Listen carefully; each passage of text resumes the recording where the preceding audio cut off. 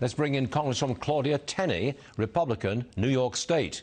Congresswoman, you're leading the charge to get the full transcript of that phone call between President Biden and then President of Afghanistan, Ghani. I thought we'd got the full story, the full transcript. Apparently not, right?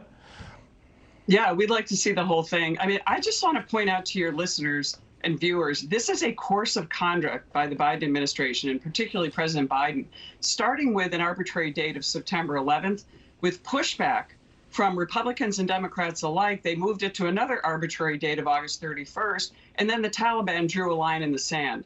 And now we've seen this disaster unfold.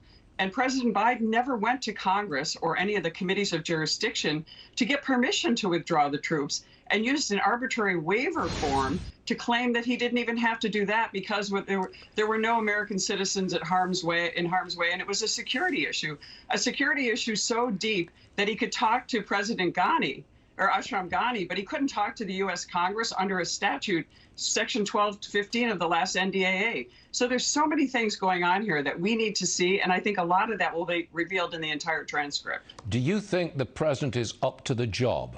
Now, it's a very difficult question to ask because I'm really questioning the man's cognitive ability, to put it delicately. Do you think he's up to the job?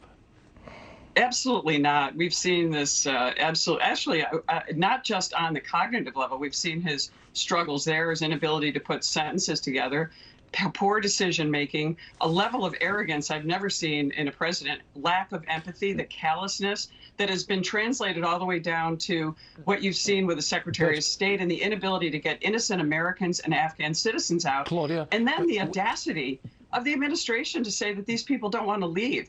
I have a family of 7 where a 2-year-old is the American citizen, and the State Department said you can have one parent come home with that child. Can you imagine? Who are you going to pick, mom or dad, and leave the rest of the family in Afghanistan at the will of the Taliban, a terrorist organization? This is a tragedy of epic proportions. I've just got to make the point. I've got to make the point that you've got 3.5 years of this. And if it's not President Biden, it's President Kamala Harris. And if it's not President Kamala Harris, it is President, Speaker of the House, Nancy Pelosi. 3.5 more years?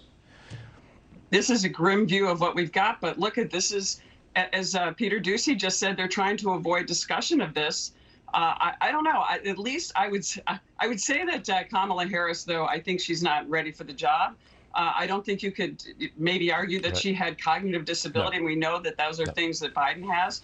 Speaker Pelosi, I have my own opinions that I'm sure I will express. But I think that we need to act. This is a tragic situation. So many of us as members of Congress are working behind the scenes trying to use private contractors, raise money to get Afghan citizens and American citizens and green card holders out of the country. And we can't get them out because we're at the will of the Taliban, and Joe Biden just doesn't seem to care. Congresswoman Claudia Tenney, don't be a stranger. Come back and see us again real soon, please. Thanks very much, Great Claudia. to be on. You got it. Thanks very much.